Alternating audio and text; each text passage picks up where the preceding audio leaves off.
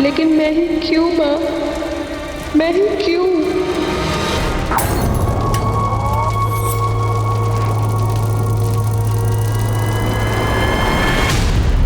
एक शरीर राख हो गया, एक मासूम लड़की की जिंदगी मौत की गिरफ्त में समा गई। साल 2020 ने हमें कई नए मंजर दिखाए हैं और न जाने अभी और क्या क्या देखना बाकी है। लेकिन क्राइम अगेंस्ट वुमेन यानी कि औरतों के खिलाफ होने वाले अपराधों के मंजर आज हमारी जिंदगी में आम से हो गए। कहते हैं कि महाभारत का युद्ध इसलिए हुआ क्योंकि एक महिला की गरिमा को ठेस पहुंचाई गई थी।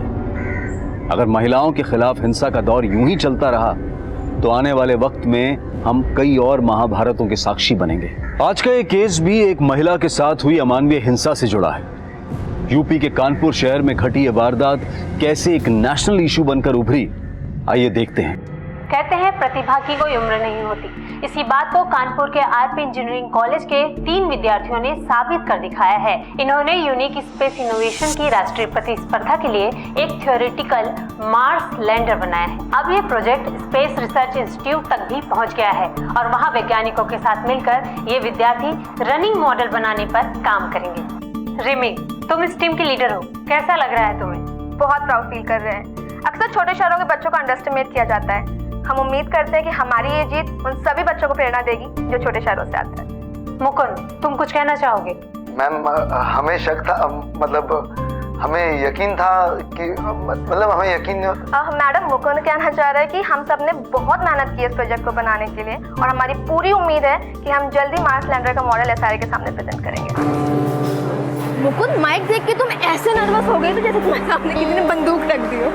हाँ, हंस लो, लेकिन अगली बार देखना, अगर माइक के सामने खड़े रहेंगे ऐसा फर्राटेदार जवाब देंगे ना कि तुम भी देखते रह जाओगे। ओके। हाँ, देख लेना।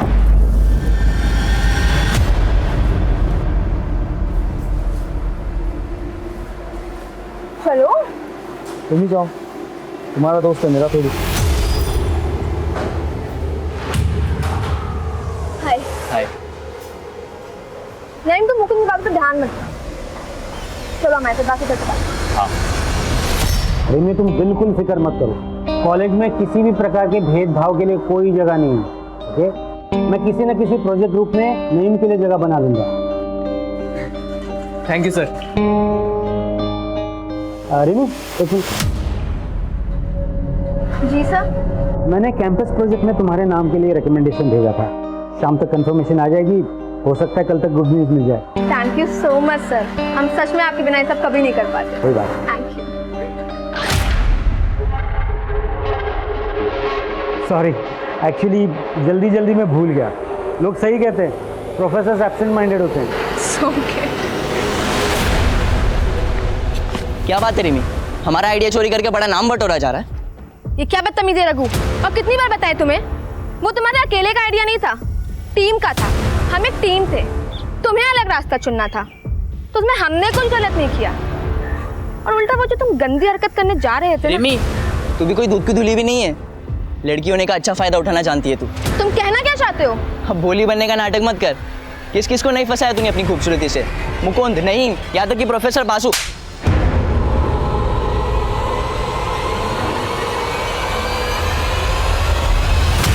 आई नहीं यार अब तक गोविंद। अबे आ जाएगी, सब्र रखो ना थोड़ा। आगे आगे आगे। सही लग रहे हैं? हाँ, बिल्कुल। तुम जाओ, बात करो। गोविंद का आशीर्वाद है तुम्हारे साथ। आज तुम्हारी सारी गोटियां फिट हो जाएगी। अबे रुको पंकज, गुस्सा देख रहे हो मैडम के नाक पे? आज हमारा क्या, साक्षात गोविंद का भी आशीर्वाद तुम्हारे काम नहीं आएगा। पेशेंस टेस्ट कर लिया यार लड़की ने।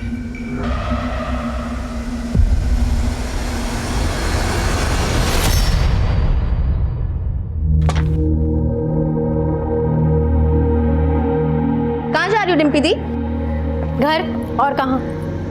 एक ही दिन की तो बात है, कल चलते हैं ना दोनों साथ में। वैसे भी बासु सर ने मेरा कैंपस सिलेक्शन में नाम दिया है, कल तक कंफर्मेशन आ जाएगा, फिर चलेंगे। रिमी, हम अब नहीं रुकने वाले हैं। एक हफ्ते से तो रुके हुए हैं यहाँ पे। पहले बोल रही थी प्रोजेक्ट हो जाने दो, अब कह रही हो कैंपस सिलेक्शन हो जाने दो। अरे तो इसमें हम क्या करें दी, इतने सारे काम हैं। अब तो तुम क्यों इतनी उतावली हो रही हो? तुम्हारे कहने का मतलब क्या है रिमी? हम जानते हैं कि तुम्हारा नाम अखबार में आया है और तुम्हें 2-3 मेडल भी मिले, लेकिन इसका मतलब ये नहीं है कि तुम्हारा काम इंपॉर्टेंट है और हमारा नहीं। हमने ऐसा कब कहा दीदी? तुम्हारा कहने का मतलब तो यही था ना रिमी, तुम ये बताने की कोशिश कर रही हो कि तुम्हारे पास प्रोजेक्ट है और हमारे पास नहीं। ठीक है, तुमको जो भी समझना है समझो, हमें तुमसे बहस ही नहीं करनी है।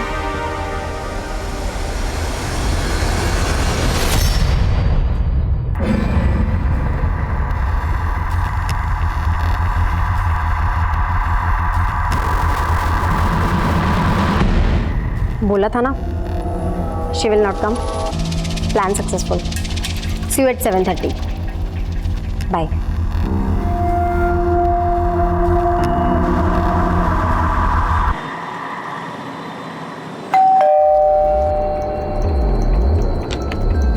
कौन है?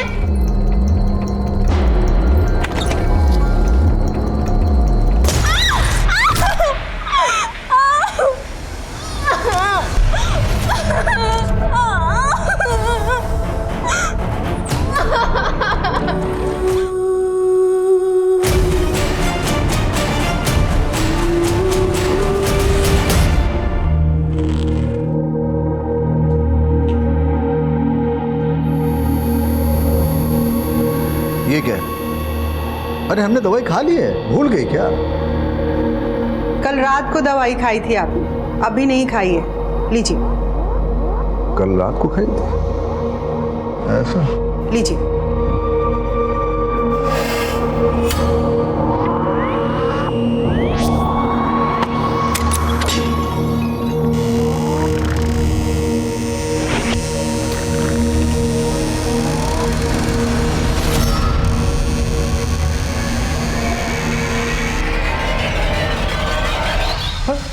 अरे डिम्पी, इतनी रात को बेटा? हाँ माँ, बस लेट हो गई थी, लेकिन आप लोग अभी तक सोए नहीं। हम आपको डिस्टर्ब नहीं करना चाहते थे, इसलिए खुद से चाबी खोल के अंदर आ गए। और रिमी कहाँ है? वो उसे कुछ काम था तो वो कल आएगी। अरे तो तुम भी और एक दिन रुक जाती, कल उसी के साथ आ जाती। उसे क्यों अकेला छोड़ दिया? अच्छा आप चिंता मत करिए, हम फोन करके देखते हैं उसको। रिमी रिमी रिमी, इस घर में तो मेरी किसी को कदर ही नहीं, सिर्फ एक ही बेटी है।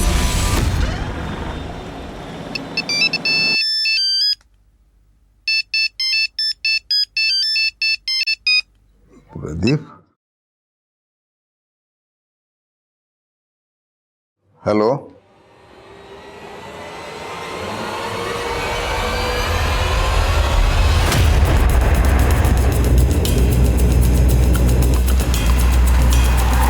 जैन सर, आइए आइए। सर, लड़की का नाम रिमी गुप्ता है, उम्र 22 साल, आरके इंजीनियरिंग कॉलेज में पढ़ती थी। लड़की को यहीं पे इस घर में जला के मारा गया है। रिमी अपने बड़ी बहन डिम्पी के साथ यहाँ पे किराए पे रहती थी। फैमिली राजपुर में रहती है, यहाँ पे आने के लिए निकल चुकी है। और सर एक बात है, इसका फोटो अखबार में पिछले हफ्ते आया था, कोई कॉम्पिटिशन जीता था इसने। सर अजीब बात है, रिमी के स्टमक और थाइस के बीच की बॉडी को जलाया गया।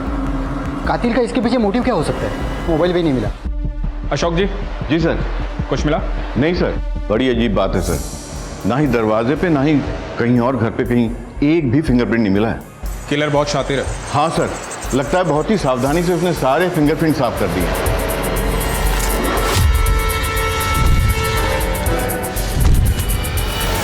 सर इस घर के मालिक प्रदीप शर्मा ने सबसे पहले बॉडी देखी और उन्होंने हमें इन्फॉर्म किया। आज सुबह जब हम सैर के लिए निकल रहे थे तभी हमने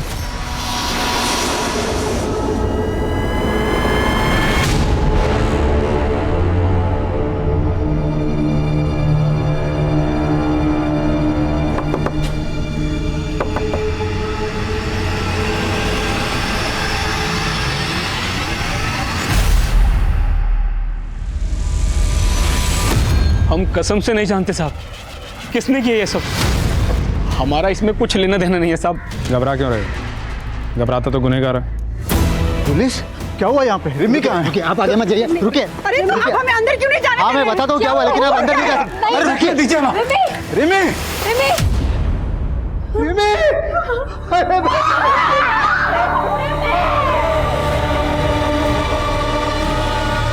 मम्मी, मैं बहुत लकी हूँ जो आप मुझे मिले हो। सर डिम्पी ने बताया रिमी का फ़ोन और लैपटॉप दोनों गायब है। और एक अजीब बात, कबर्ड पूरा खाली है, रिमी के सारे कपड़े गायब है। कपड़े? लैपटॉप और फोन गायब हो सकता, पर कपड़े कोई क्यों चुराएगा? सर पिछले 4 सालों से मेरी दोनों बच्चियां यही कानपुर में रहती है और न कभी उनके कॉलेज से न मकान मालिक से कोई शिकायत नहीं आई। और हमारी रिमी तो बड़ी होनहार लड़की थी। डिम्पी, तुम रिमी के साथ रहती थी, किसी पे कोई शक, कभी कुछ हुआ हो आजकल या पहले? हाँ सर, 2 लड़के थे, वो कर सकते हैं ऐसा काम। कौन लड़के? पंकज और गोविंद, वो हमारे पीछे पड़े रहते थे। तकरीबन 1 साल पहले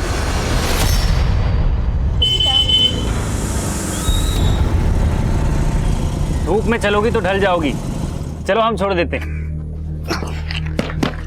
अरे लो, अब तो जगह भी बना दी। दीदी तुम क्यों सुन रही हो उनकी बकवास? रिमी, इन लोगों के मुंह लग के कोई फायदा नहीं है। अरे मुंह लगाओ तो सही, तभी तो पता चलेगा कितना फायदा है।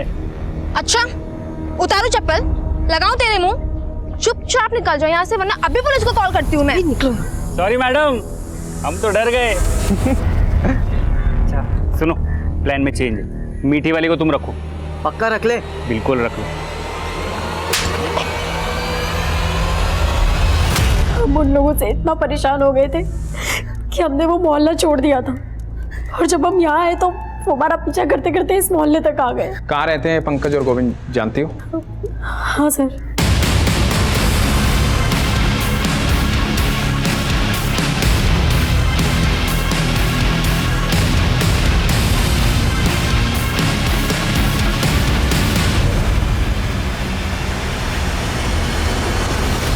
सर पंकज और गोविंद कुछ देर पहले अपना मकान खाली करके चले गए, लेकिन उनके कोचिंग इंस्टीट्यूट का पता चला है। यहाँ से उनका नेटिव एड्रेस भी पता चला है। कानपुर लखनऊ हाईवे पे उनका गाँव है सर। दोनों को घर से उठा लो और विक्टिम के दोस्तों से पूछताछ करो। सर ये सब कौन कर सकता है, इसके बारे में तो कुछ नहीं पता। और हमें तो अब तक यकीन नहीं हो रहा कि रिमी हमारे बीच में नहीं है। रिमी जैसी ब्राइट स्टूडेंट मैंने आज तक नहीं देखी। इतनी अच्छी बच्ची के साथ कोई इतना बुरा कैसे कर सकता है? हमें तो कुछ समझ में नहीं आ रहा। सर रिमी गुप्ता का फोन 2 घंटे पहले कुछ देर के लिए ऑन हुआ था, पर सर अजीब बात यह है कि लोकेशन उसी एरिया का है जहां पर वो रहती थी। क्या? एक काम करो, रिमी के फोन को सर्विलांस पे रखो, जो भी इंफॉर्मेशन आए अपडेट करो। Yes sir. सर रिमी की पोस्टमार्टम रिपोर्ट, उसका रेप हुआ था। बॉडी में डीएनए के ट्रेसेस नहीं मिले, लेकिन सर फेफड़ों में कार्बन के ट्रेसेस मिले। यानी रिमी को जब जलाया गया तब वो जिंदा था। और रिपोर्ट के मुताबिक रिमी की हत्या रात को तकरीबन 9 से 11 के बीच हुई।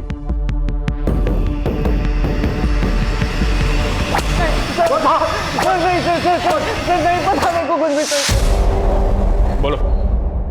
सर मेरा उस लड़की से कोई लेना देना नहीं था, वो तो पंकज ही उसके पीछे पड़ा था। वो शाम को उसके घर पे भी गया था। सर आप उसी से पूछ लीजिए। आगे एक सवाल का जवाब नहीं देंगे। हमें यहाँ लाके ठीक नहीं किए, नौकरी जाएगी आपकी और इस हवलदार की भी। चाचा बड़े नेता हैं हमारे, आने दो उनको। वो फटकार मिलेगी, वो फटकार मिलेगी। चाचा और भतीजा नालायक, सच बोल। वो तो चाचा यहाँ नहीं अस्पताल में मिलने आएंगे। हम तुमको बहुत पसंद करते हैं रिमी, आई लव यू। पर हम नहीं करते। इतनी सी बात समझ क्यों नहीं आती तुमको? अब तक हम तुमको जितना परेशान किए ना, उन सबके लिए सॉरी।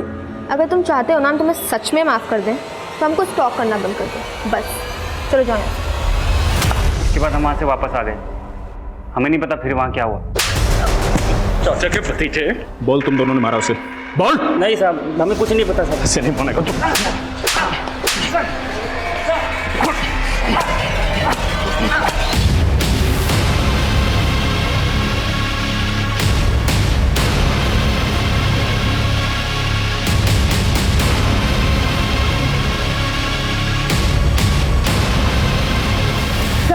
रिमी का फोन फिर से ऑन हुआ है। चलो।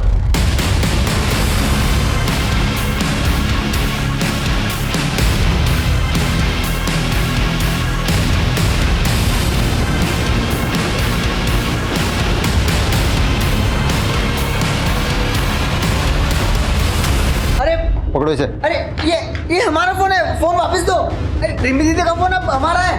अरे मेरा फोन है। पापा पापा इन्होंने मेरा फोन ले लिया है, आप इनको बोलो ना। ये मेरा बेटा दिमाग से थोड़ा कमजोर है, प्लीज इसे छोड़ दीजिए। ये रिमी का फ़ोन आपके बेटे के पास कैसे आया? सर आदित्य को मोबाइल फ़ोन चोरी करके इकट्ठा करने की आदत थी, पर उस दिन पापा पापा रिम्मी दीदी, रिम्मी दीदी।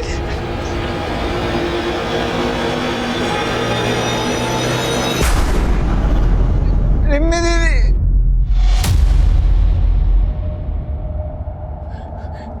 आदित्य बेटा तू घर जा, हाँ तू घर जा, बाहर मत निकलना। घर जा, जा, जा, जा, शाबाश, घर जा।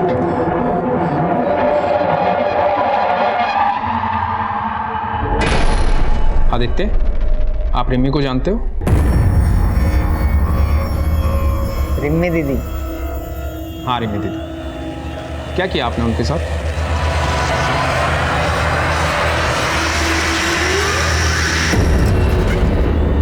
शादी किया, रिम्मी दीदी के साथ शादी किया। क्या हुआ था उस दिन? किसने जलाया उसे? किसी को देखा था वहां? सब जल गया, सब जला दिया। आदित्य देखो। नहीं नहीं नहीं, हाथ मत लगा रहा, हाथ मत लगा रहा, दूर दूर दूर, हाथ मत लगा रहा। बस कीजिए ना सर, देखिए ना हमारे बच्चे की तबीयत खराब हो रही है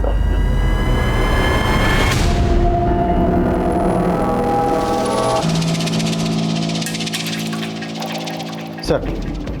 आदित्य के पास हमें जितने भी मोबाइल मिले सब चोरी के थे। उसके पड़ोसी ने बताया कि पिछले 5 सालों में उनके घरों से कई मोबाइल चोरी हो गए। हम ये पता लगाने की कोशिश कर रहे हैं कि कौन सा मोबाइल किसका है। रिमी का फ़ोन अनलॉक हुआ? नहीं सर, हमने IT डिपार्टमेंट को बोला है। सर आदित्य का फ़ोन स्कैन किया हमने, उसमें रिमी और डिम्पी के कई सारे फोटोज और वीडियोज़ है जो चुपके से ली गई है। ये वीडियो रिमी की मौत के 1 दिन पहले का वीडियो है। पापा इतनी जल्दी शादी क्यों करनी है? एक बार डिम्पी दी का ग्रेजुएशन हो जाने दीजिए, उसके बाद शादी की बात कर लीजिएगा। अरे 21वें साल में ग्रेजुएशन हो जाती है सबकी। तेरी दीदी जो है कुछ महीनों में 25 की हो जाएगी, अब तक ग्रेजुएशन नहीं हुआ उसका, और कब तक पढ़ती रहेगी? आपने अपने बयान में लिखवाया था कि आप रिमी से 2 हफ्ते पहले मिले थे। ये वीडियो रिमी की हत्या से 1 दिन पहले का है। मतलब आप कहना क्या चाहते हैं? मतलब आप हम पर शक कर रहे हैं? देखिए हम भी पुलिस में थे, आपको ये कहना कि हम ही ने हमारी बेटी को, देखिए हम 2 हफ्ते पहले मिले थे रिमी से। झूठ मत बोलिए इंद्रजीत जी, सबूत है हमारे पास। क्या सबूत है? ये क्या सबूत दिखा रहे हैं? हम जो बोल, हम झूठ बोल रहे हैं क्या? बताइए। 1 मिनट सर, हमारे पापा अल्जाइमर के पेशेंट हैं, वो अक्सर चीज़ों को भूल जाते हैं। अरे हमने दवाई खा ली है, भूल गई क्या? कल रात को दवाई खाई थी आपने, अभी नहीं खाई है। इसी बीमारी के चलते पुलिस डिपार्टमेंट ने उन्हें जल्दी रिटायर करा था। वो झूठ नहीं बोल रहे, वो इस घटना को भूल चुके हैं। ठीक है। इंद्रजीत, आदित्य और प्रदीप और वो दोनों लड़के गोविंद और पंकज, इन सब के काले चिट्ठे निकालो। कातिल इनमें से कोई है। सब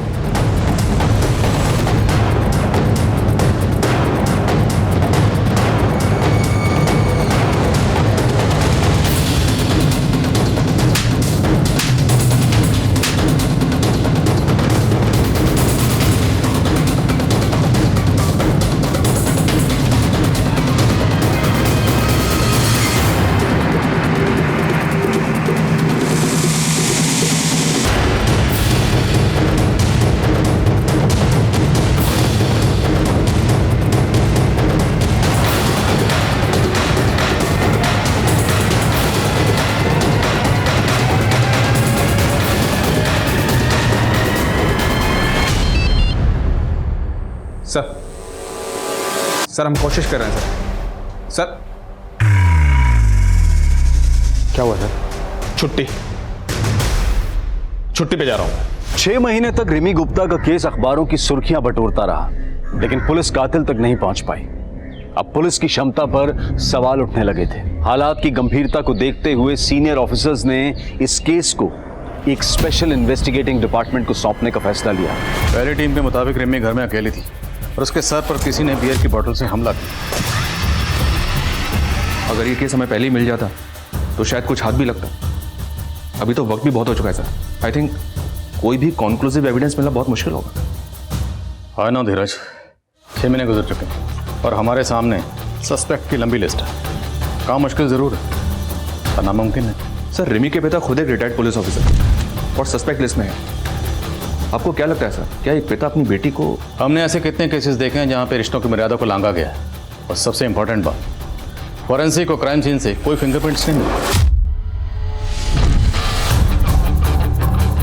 मतलब कातिल जो भी है वो हमारी तहकीकात के तरीकों से अच्छी तरह से वाकिफ है, तो मुमकिन है कातिल पुलिस वाला। और सर दूसरा सस्पेक्ट आदित्य गुप्ता, मकान मालिक प्रदीप का बेटा। और प्रदीप के मुताबिक उसका बेटा आदित्य स्टेबल है। रिमी का फोन आदित्य के पास मिला, राइट? Right sir. और हमारे मेन सस्पेक्ट्स हैं पंकज और गोविंद। हो सकता है सर इन्हीं सस्पेक्ट्स में से कोई कातिल हो। नीरज, इस केस में हमें कई फ्रेंड पर एक साथ काम करना होगा। प्रतिमा सर, रिमी जहाँ रहती थी तुम उस मोहल्ले में सेटल हो जाओ, बिल्कुल एक नॉर्मल लड़की की तरह। सस्पेक्ट्स के आसपास रहो, हर चीज़ पर नजर रखो, सब्जी वाला, दूध वाला, आयरन वाला, सबकी कुंडली निकालो। इन शॉर्ट, हनुमान नगर में अगर पत्ता भी हिलता है तो उसकी इन्फॉर्मेशन मुझे चाहिए। Okay sir. नीरज, अपने एक आदमी को रिमी के उन्नाव वाले घर के पास सेटल करो। उसे बोलो वहाँ से जितनी इन्फॉर्मेशन निकाल सकता है निकाले। देखते हैं रिमी के कत्ल के तार कहीं उसके उन्नाव वाले घर से तो नहीं जुड़े। सर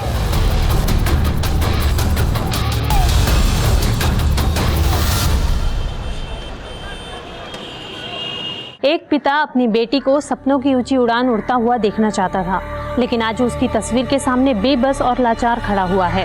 कभी खुद पुलिस डिपार्टमेंट का हिस्सा रहे इंद्रजीत गुप्ता आज अपनी बेटी को ही न्याय दिलाने के लिए दर दर भटक रहे हैं।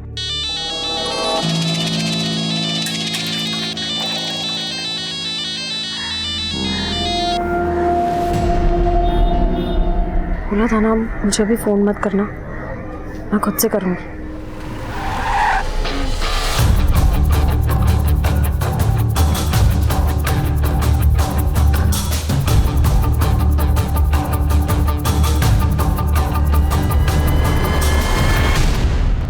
सर हम कौन सी नई बात बताए अब आपको? जो कुछ भी हमें मालूम था सब तो बता दिया। फिर भी कोई ऐसी बात जो आप लोग बताना भूल गए हो? कुछ भी, कोई भी छोटी बड़ी बात रिमी से जुड़ी हुई? सर, आदित्य हमारे लैंडलॉर्ड का बेटा अक्सर अजीब हरकतें किया करता था। पहले हमने इस बारे में कभी ध्यान से सोचा नहीं, लेकिन अब सोचते हैं तो लगता है कि अब क्या लगता है? ऐसा लगता है कि रिमी के लिए उसके अंदर एक जुनून और एक दीवानापन था। अरे डिम्पी, तू कब आई कॉलेज से? रिमी कहाँ है? ये लोग कौन? हमारे पापा अल्जाइमर के पेशेंट हैं, वो अक्सर चीज़ों को भूल जाते हैं।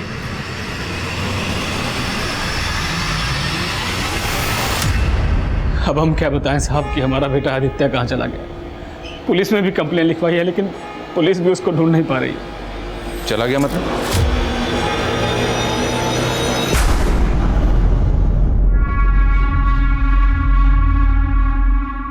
आदित्य बेटा यहाँ कहाँ बैठा है? अरे मैं तुझे पागलों की तरह कहाँ ढूंढ रहा हूँ। चल चल घर चल। नहीं, हमको घर नहीं आना। क्यों, क्या हुआ? हमको डर लगता है। ओह, हम भी जल गए तो? नहीं, हम भी आएंगे। नहीं नहीं नहीं नहीं, कुछ नहीं, मैं हूं ना, मैं हूं। नहीं नहीं कुछ नहीं, नहीं, हमको नहीं आना, हमको घर नहीं आना। नहीं नहीं, हमको घर नहीं आना। नहीं आदित्य, पता नहीं साहब, पूरा 1 महीना हो गया, पता नहीं किस हालत में होगा मेरा बच्चा। कहीं ऐसा तो नहीं कि प्रदीप ने खुद ही अपने बेटे आदित्य को कहीं छुपा दिया ताकि हमसे बचा सके उसे? ऐसा लगता तो नहीं है सर। 1 महीने पहले पुलिस कंप्लेन दर्ज करवाई थी उसने। आदित्य के पीछे खबरों को लगाओ। जी सर, मैंने इंद्रजीत की फैमिली के सभी मेंबर्स की कॉल डिटेल्स निकालने के लिए भी कह दिया। हो सकता है सर कोई पारिवारिक दुश्मनी का मामला हो, जवान लड़की थी, कोई प्यार व्यार का चक्कर हो।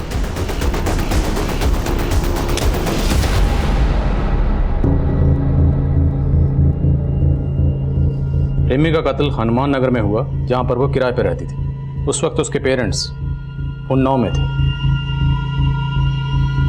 रिमी एक कॉलेज स्टूडेंट थी और आजकल के बच्चे अपनी पर्सनल बातें अपने फैमिली मेम्बर्स की बजाय अपने फ्रेंड से ज़्यादा शेयर करते हैं।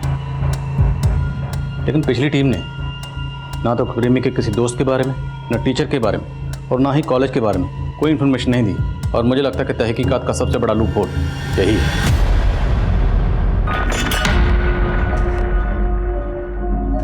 रिमी पूरे कॉलेज में बहुत फेमस लड़की थी और मैकेनिक्स में अकेली लड़की थी वो। स्टार्टिंग में सबने उसका बहुत मजाक उड़ाया, लेकिन फिर जब हमारा प्रोजेक्ट मास लैंडर रिसर्च के लिए फाइनल हुआ तब सबकी बोलती बंद हो गई। मुकुंद, क्या कॉलेज में कोई ऐसा है जो रिमी की सक्सेस से जलता था? सर रघु।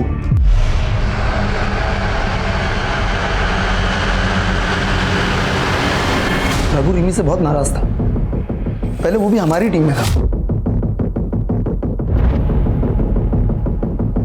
मुकुंद, रघु हमें धोखा दे रहा है। उसने प्रोजेक्ट सबमिट भी कर दिया लेकिन हमारा नाम ही नहीं दिया है। What? हाँ। सर हमने तुरंत एचओडी को कंप्लेन कर दी। फिर उसके बाद हमारे मेल्स और रिसर्च दिखाए उनको। टीचर्स ने तो हमारे ग्रुप से निकाला और फिर सस्पेंड कर दिया। सर रघु काफ़ी गुस्से लड़का है। जब हमारी टीम को फर्स्ट प्राइज मिला वो भौंकला गया और उसने रिमी को धमकी भी दी। इसका बदला हम जरूर लेंगे। बहुत जले, अब तुमको भी जलाएंगे। पहले तुम्हारे गुरूर को तोड़ेंगे और फिर तुम्हें। तो ये बात तुमने पुलिस को क्यों नहीं बताई? सर वो रिमी की डेथ की वजह से हम लोग बहुत शौक में थे सर। रहता कहाँ है रघु? माना कि हम रिमी से गुस्सा थे, हमने उसे धमकाया भी था, लेकिन हमारा यकीन कीजिए सर, हमने रिमी को नहीं मारा। सिर्फ धमकाया? हम भी तड़पे हैं, अब तुमको भी तड़पाएंगे। नहीं सर, हमने रिमी को नहीं मारा है सर। हमारा यकीन कीजिए सर, हमने रिमी को नहीं मारा है। नहीं मारा है सर हमने। एक इन्फॉर्मेशन मिली है सर, ये रिमी की बड़ी बहन डिम्पी कुछ तो गड़बड़ कर रही है। सुना है सर कि इन दोनों बहनों के बीच काफ़ी अनबन रहती थी। मोहल्ले वालों ने बताया कि जिस रात रिमी का मर्डर हुआ था उस रात ये रिमी के घर को छोड़कर अपने घर चली आई थी और इसको छोड़ने के लिए कोई लड़का आया था। डिम्पी को छोड़ने को लड़का आया था? ये खबर पक्की है? जी हाँ सर, मैंने 2-3 पड़ोसी से कंफर्म किया है। उनका कहना है कि उन्होंने खुद अपनी आंखों से देखा था।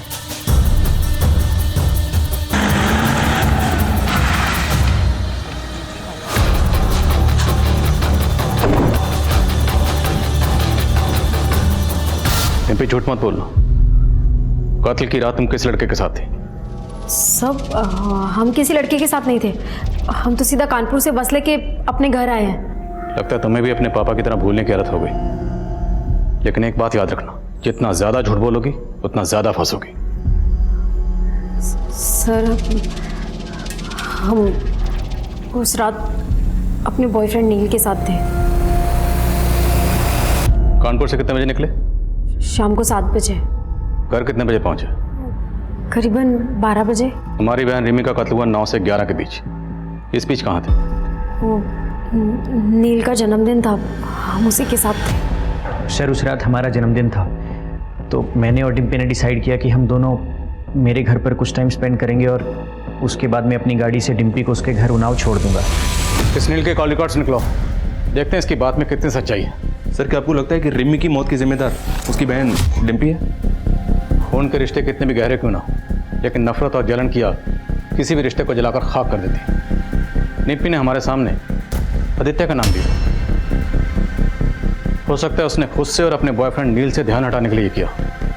तो रिमी की मौत की वजह डिम्पी की जलन है, बात कुछ और है। पंकज और गोविंद पिछली टीम के ये प्राइम सस्पेक्ट थे, लेकिन इन दोनों का नाम भी डिम्पी ने लिया था।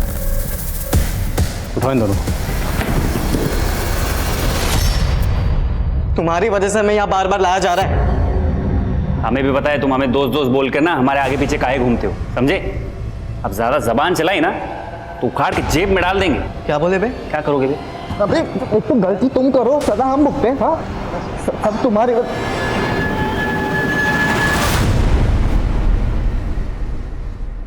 ये नौटंकी बंद करो और ये बताओ कि रिमी को क्यों मारा? सर हम इतने महीने से एक ही बात कह रहे कि हम बेकसूर हैं, हमने इस सब में कुछ भी नहीं किया। एक बात अच्छी तरह से समझ लो, तुम लोगों को तब तक चैन की सांस नहीं मिलेगी जब तक कातिल पकड़ा नहीं जाता। इसलिए सोचो, अच्छी तरह से सोचो। सर एक लंबा सा लड़का था जिसका रिमी के घर पे आना जाना लगा रहता था हमेशा। और सर जिस दिन ये सब कुछ है उस दिन शाम को भी आया था वो।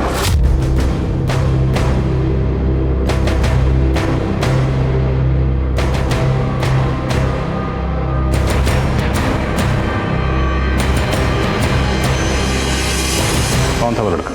सर हमें पता नहीं, लेकिन हमने ये बात पहले भी पुलिस को बताई थी, लेकिन किसी ने हमारी बात ही नहीं सुनी। स्केच बनवा सकते हो उसका? नहीं सर, मैं उसकी स्केच नहीं बनवा सकता। मैं उससे काफ़ी दूरी पे खड़ा था और उसका पीठ था मेरी तरफ, लेकिन सर वो लंबा था और उसके पास एक AKS ब्रांड की बाइक थी।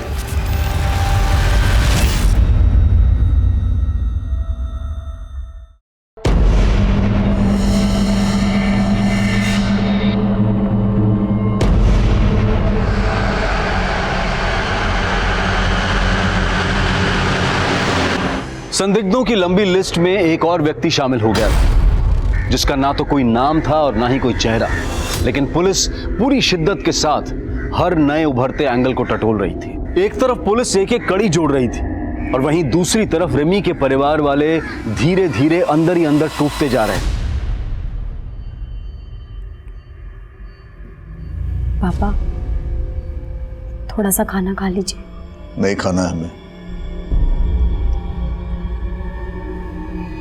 तुम अगर रिमी को अकेला नहीं छोड़ के आती तो आज ये सब कुछ नहीं होता, लेकिन इसे आके उस लड़के के साथ आवारागर्दी जो करनी थी, छोड़ा ही हमारी रिमी को अकेला। इसी की वजह से हुआ है सब कुछ, इसी की वजह से। वो खाना खिला रही है हमें।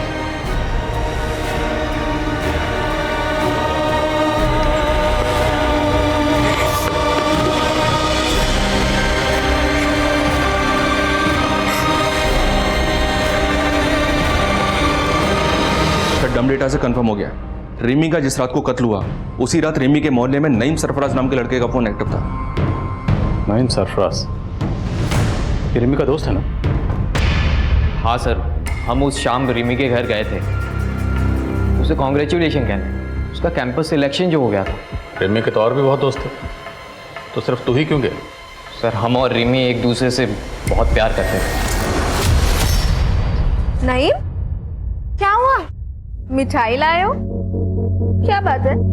किसी मिठाई की शॉप में पार्ट टाइम जॉब कर ली है? बताते हैं, पहले अंदर तो आने दो। अरे अब बताओ भी।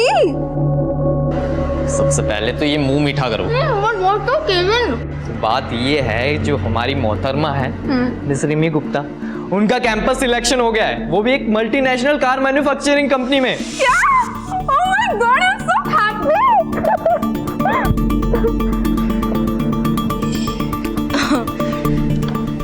थैंक यू बताने के लिए। चलो अभी तुम जाओ। सुन बे हीरो, अगर तू और झूठ बोलेगा ना तो यहाँ से नहीं निकल पाएगा। अब सच बोलेगा या हम सच बुलवाएं? सर हम सच कह रहे हैं। भाजी ले लो, सब्जी ले लो। बहन जी, हमारे बेटे को काम पे रख लो ना।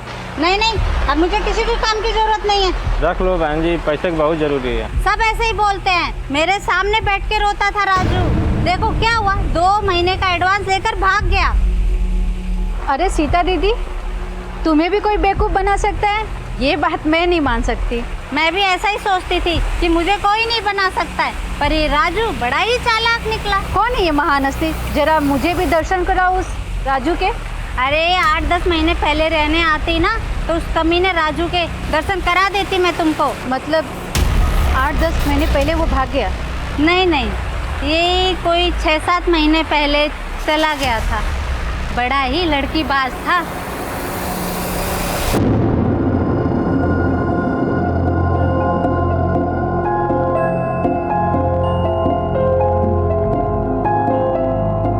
ए राजू, कहाँ जा रहा है? काम नहीं करना?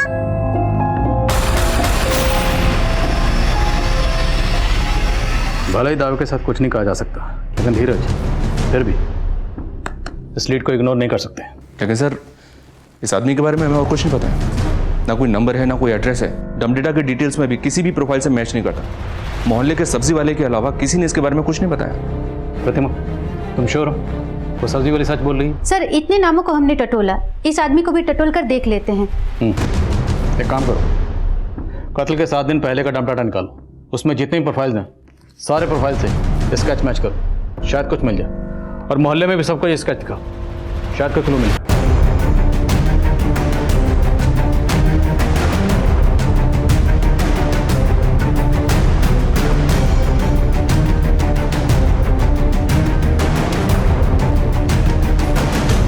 सर, राजू से मिलता जुलता एक आदमी मुंबई के सीसीटीवी में चोरी करता हुआ कैप्चर हुआ है। मुंबई पुलिस ने इसके साथी को तो पकड़ा, पर यह भाग गया। मुमकिन है यही शख्स रिमी का कातिल हो। हमें मुंबई चलना होगा। ये उस चोरी का सीसीटीवी फुटेज बहुत ही ग्रेनी है, पर शायद आपके काम आ जाए।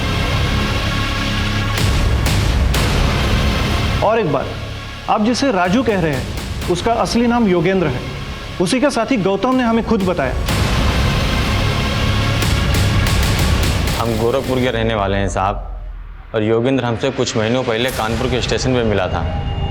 और योगेंद्र बालीपुरवा देवरिया का रहने वाला है, और उसी के आसपास हमारा गांव भी पड़ता है, तो इसी बात पे दोस्ती हो गई।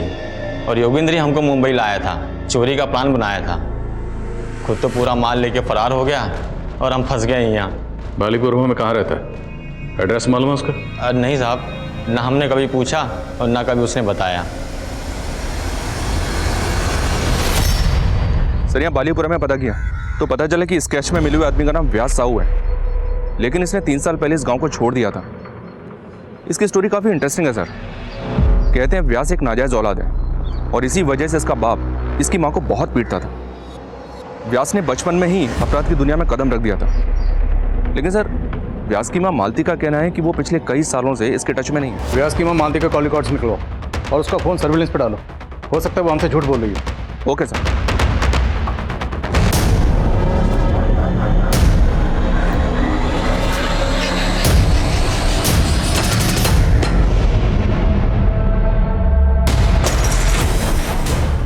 सर, व्यास की माँ मालती को लखनऊ से एक नंबर से 3 बार कॉल आया है।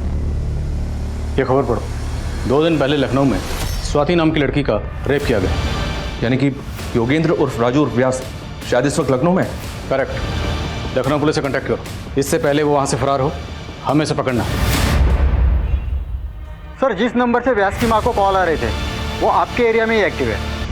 व्यास साहू आपके आसपास ही है।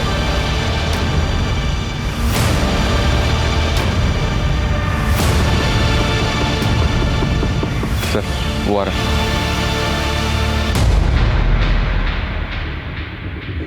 रुक, इधर आ। अरे आना। रुक।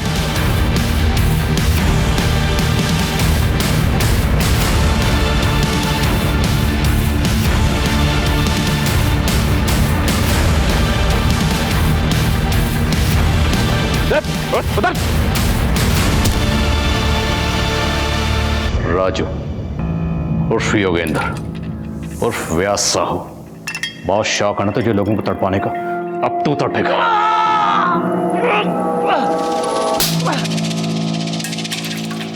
क्या बिगाड़ा था उन लड़के ने तेरा? क्यों मारा उन्हें? पता नहीं साहब, हमको मजा आता था। हम सोचे कि सब लोग अपने मन का करते हैं तो हम भी करेंगे, इसीलिए किया सब। रिमी, उसे क्यों मारा और कैसे मारा? वो पसंद आ गई थी साहब हमको। एक दिन हम उस लड़की के घर के बाहर खड़े थे। हमने देखा कि उसकी बहन सामान लेके बाहर जा रही। चले गए साहब उसके घर में। कौन है?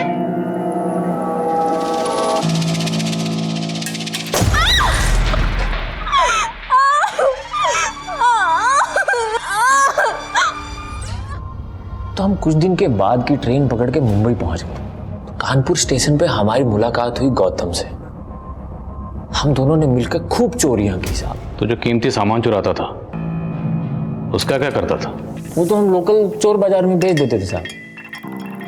और वो लड़कियों के कपड़े वो क्यों चुराता था? खुशबू आती थी साहब, हमारे शिकार की खुशबू। लड़कियों के कपड़े ओढ़ के सोने का मजा ही अलग है साहब। अब तुझे मजे हम दिलाएं।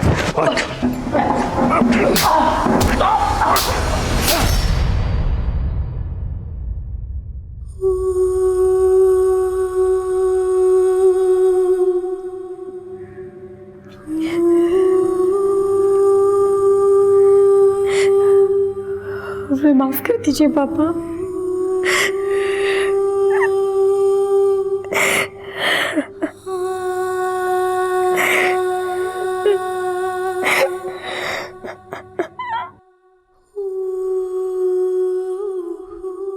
व्यास से आगे पूछताछ करने पर पुलिस को कई चौंका देने वाली जानकारियां मिली। व्यास ने अलग अलग शहरों में 10 लड़कियों का बलात्कार और कत्ल किया था। उसके घर से तकरीबन 200 लड़कियों की ड्रेसेस बरामद हुई। व्यास की मानसिक स्थिति की भी जांच करवाई जा रही है। आदित्य के पास रिमी का फोन कहां से आया, यह भी एक राज बना हुआ था। पुलिस का अनुमान था कि शायद भागते वक्त कातिल के हाथों से फोन गिर गया होगा और आदित्य ने आदतवश उसे उठा लिया होगा। रिमी जैसी होनहार लड़की के साथ जो हुआ वो काफी अफसोसजनक है। एक समाज की प्रगति काफी हद तक इस बात पर निर्भर करती है कि उस समाज की महिलाएं कितनी सुरक्षित हैं, और महिलाओं को एक महफूज माहौल मुहैया कराना समाज का दायित्व है। अगर आज के दौर की बात करें तो CCTV cameras, alert security staff और डे नाइट पेट्रोलिंग, ये सभी चीजें क्राइम अगेंस्ट वुमेन पर काबू पाने के लिए बहुत ही असरदार साबित हो सकती हैं। हर राज्य, हर जिले, हर गांव, हर शहर की पुलिस को इन मुद्दों पर ध्यान देना चाहिए ताकि हमारे देश की महिलाएं डर और दहशत के माहौल से परे आत्मविश्वास की जिंदगी जी पाएं। देखते हैं हमारे आज के एपिसोड की दूसरी कहानी। नमस्कार, आदाब। क्राइम पेट्रोल सतर्क के आज के एपिसोड में मैं अनूप सोनी आप सबका स्वागत करता हूं। सोच एक ऐसी चीज है जो हमारे अंदर के इंसान, हमारे व्यक्तित्व का निर्माण करती है, और इंसान की सोच उसके आसपास के माहौल, उसके समाज, उसके संस्कार और उसकी पढ़ाई लिखाई से या तो सकारात्मक या फिर नकारात्मक रूप लेती है। और एक अपराध को अंजाम देने की हिम्मत भी एक सोच से ही आती है, और यह भी एक सोच का ही नतीजा था कि रात के अंधेरे में जंगल के बीचों बीच 2 लोगों को जला दिया गया। एक चिता पर 2 लोगों का दाह संस्कार। सती प्रथा के अलावा ऐसी बात पहले कभी किसी ने नहीं सुनी थी। बात एकदम साफ थी, ये तस्वीर थी एक भयानक अपराध की। आखिर कौन थे ये लोग, कौन था इनका मुजरिम, और इन लाशों को जलाने के पीछे का मकसद क्या था?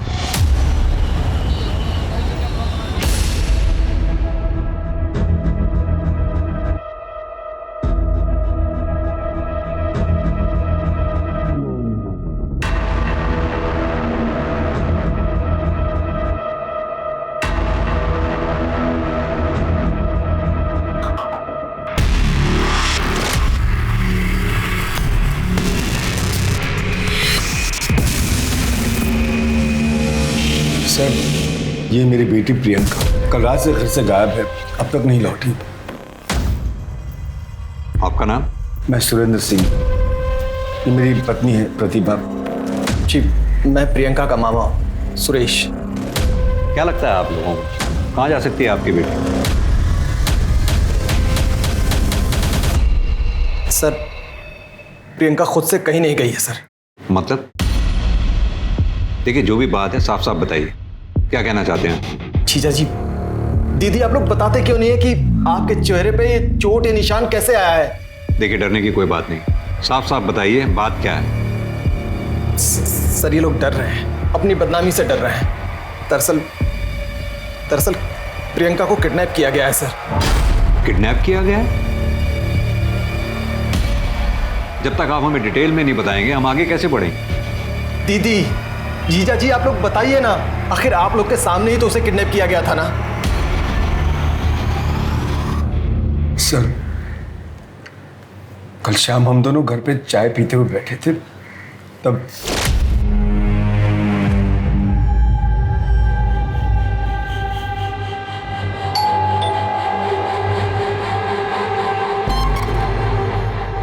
कौन हो तुम? अरे प्रियंका कहाँ है? तुम्हारी हिम्मत कैसे हुई यहाँ आने की? चल जाओ यहाँ से। उसकी शादी होने वाली है, मुझे पता है तुम प्रवीण हो। कौन हो उसे? इस जन्म में तो क्या, अगले 10 जन्म तक वो मेरी है। रवि, बाबा, उठ, बाबा सही कहते थे, तुम बिल्कुल मेरे लायक नहीं हो, निकल जाओ मेरे घर से। मैं अभी पुलिस को फोन। हम रात भर उसी हालत में पड़े रहे सर, रात को मैंने दीदी और जीजा जी दोनों को फोन लगाया, दोनों लोग का नंबर स्विच ऑफ आ रहा था। प्रियंका को फोन किया, उसका भी नंबर स्विच ऑफ आ रहा था। मैं सुबह सुबह जल्दी जल्दी घर गया तो मैंने देखा कि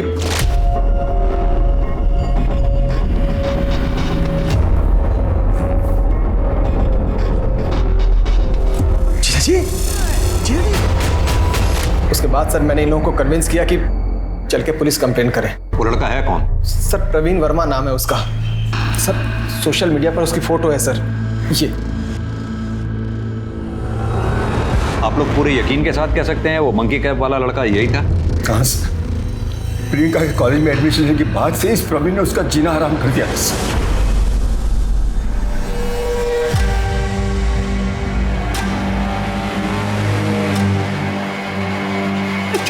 मुझे एडमिशन है, चल इसकी रैगिंग लेते हैं। ये चिरकुट, चल पीछे हो।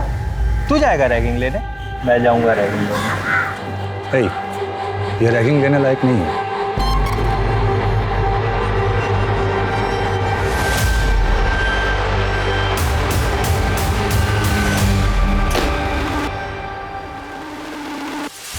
नाम क्या है तुम्हारा? नाम? प्रियंका सिंह।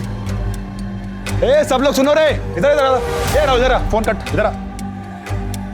अरे इधर आओ ना, शर्माओ मत, मैं मिलवा रहा हूं सबसे। ये प्रियंका सिंह हैं, तुम्हारे भाई प्रवीण वर्मा की गर्लफ्रेंड। पहले तो इस लड़के ने जबरदस्ती मेरी बेटी को अपनी गर्लफ्रेंड बनाया और फिर धीरे धीरे उससे अपने झूठे प्यार में फंसा लिया। सर प्रियंका, तुमसे मैं अभी जो भी कहूं उस बात को बहुत ही सीरियसली लेना।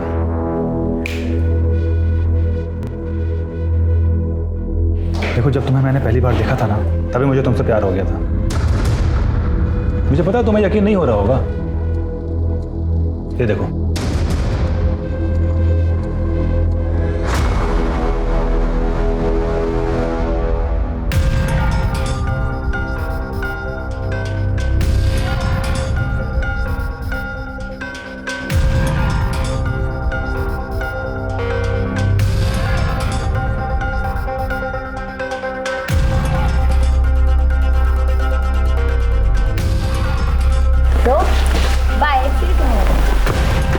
प्रियंका,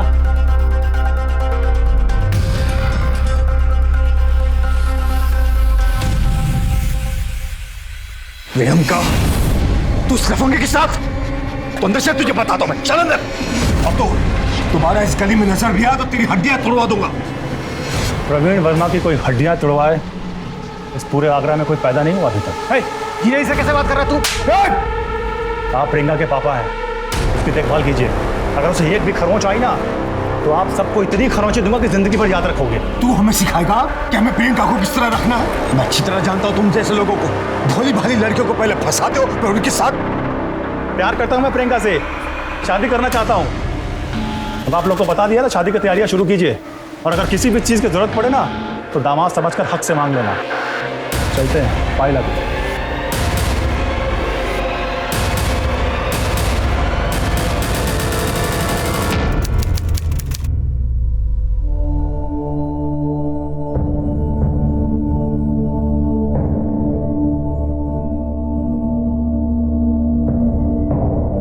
तुम्हें क्या लगता है बेटा, हम तुम्हारे दुश्मन हैं? पूछ लो अपनी माँ और मामा से बेटा। अगर इस दुनिया में हमें किसी की सबसे ज्यादा फिक्र है तो वो तुम्हारी है। अगर आपको मेरी इतनी फिक्र है तो मेरी शादी प्रवीण से करवा दो। कैसे करवा दो प्रियंका? वो लड़का तुम्हारे लिए ठीक नहीं है। और तुम्हें क्या लगता है मैंने उसके बारे में पता नहीं किया? तुम चलो मेरे साथ, तुम्हें भी उस बदमाश प्रवीण की सच्चाई पता चल जाएगी। आओ मेरे साथ, चलो अभी बता दो। चलो, इसे पहचानती हो ना? हाँ, ये तो मेरी कॉलेज का है, सुधीर। सुधीर, जो कुछ तुमने मुझे प्रवीण के बारे में बताया था, इसे बताओ। अंकल, मैं बता तो दूंगा, लेकिन मेरा नाम नहीं आना चाहिए। नहीं आएगा बेटा, डरो मत, बताओ इसे। प्रियंका, प्रवीण बहुत गंदा लड़का है, उसका 3-4 लड़कियों के साथ हमेशा अफेयर रहता है। नहीं मान रही हो तुम? सुधीर, इसे वो फोटो बताओ जो तुमने मुझे दिखाई थी।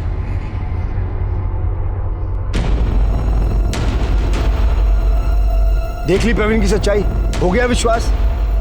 अब तो जो मैं कहूंगा वो मानोगी ना तुम?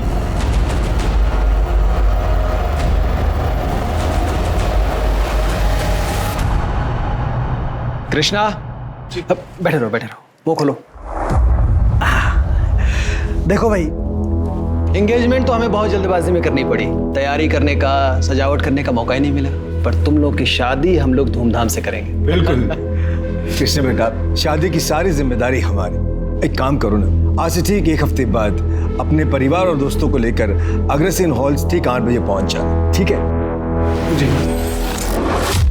प्रियंका के एंगेजमेंट के बाद हम सब बहुत रिलैक्स थे सर। हमने तो शादी की तैयारियां भी शुरू कर दी थी, लेकिन 3 दिन बाद ही वो बदमाश प्रवीण मेरी बेटी को किडनैप करके चला गया। आप लोगों ने प्रवीण के घर पे चेक किया? हमें उसका घर नहीं मालूम सर। कोई कांटेक्ट नंबर, कोई मोबाइल नंबर कुछ तो होगा आप लोगों के पास? नहीं पता सर। मैंने उसके दोस्त लोकेश और सतीश से भी पूछा, उन्होंने कहा कि प्रवीण ने घर बदल दिया है और उसका फ़ोन भी बंद मिल रहा है। आप एक काम कीजिए, अपनी सारी डिटेल्स प्रियंका के बारे में और अपने बारे में इन्हें दे दीजिए। और हाँ, अगर किडनैपर का कोई कॉल आता है तो हमें तुरंत बताइएगा। प्रियंका को हम जल्द से जल्द ढूंढने की कोशिश करें। Thank you sir.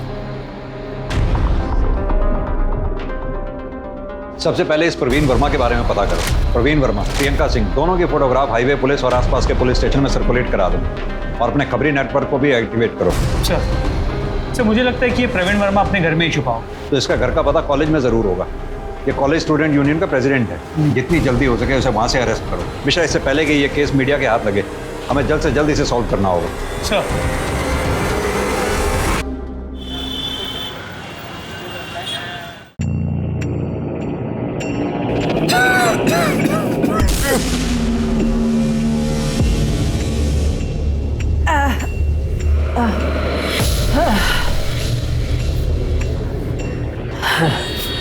बेटा तुम जाओ, मैं तुमको कॉल करता हूँ। जरा सुनी बाबू खाली हो गए क्या? माँ जी वो तो कब का चले गए। चले गए? हाँ।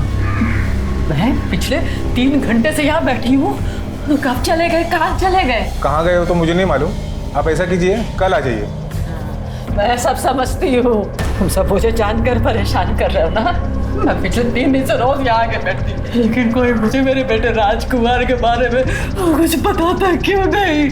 माँ जी आपके बेटे के बारे में कोई नहीं बता सकता, वो सुनील ही जानता है। एक काम कीजिए, सुनील 10 बजे आ रहा है, आप 10 बजे के पहले आ जाइए, डायरेक्टली उनसे मिल लीजिए। मैं ना मिलूंगी, ना बात करूंगी, ना कुछ पूछूंगी। मैं पुलिस स्टेशन जाऊंगी, मैं किसी को नहीं छोड़ूंगी। पुलिस को सब बताऊंगी, किसी को नहीं छोड़ूंगी मैं।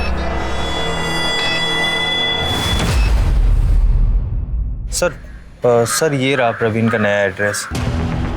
एक बात बताओ, ये प्रवीण प्रियंका को किडनैप कर सकता है? बिल्कुल कर सकता है सर।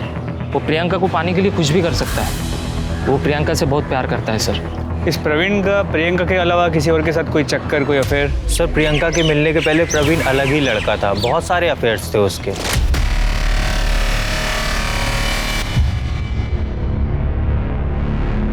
सर जब से प्रियंका उसकी लाइफ में आई थी ना, तब से प्रवीण बस प्रियंका प्रियंका प्रियंका ही करता रहता था सर। और हाँ सर, प्रवीण अपने पापा से परेशान था। उसका और प्रियंका का मिलना जुलना उसके पापा को पसंद नहीं था। कड़वा होता है। अरे शक्कर मिला इसमें। ठीक है, कुछ नहीं होता। एक बार में हाँ। हमारे ग्रुप में शामिल हो गई है अब। बहुत गाइस डांस करते हैं। हाँ, म्यूजिक एक मिनट मैं लगाता हूँ। आजा स्पीकर रखा था नहीं यहाँ पे, कहाँ गया? हाँ थोड़ा रोमांटिक।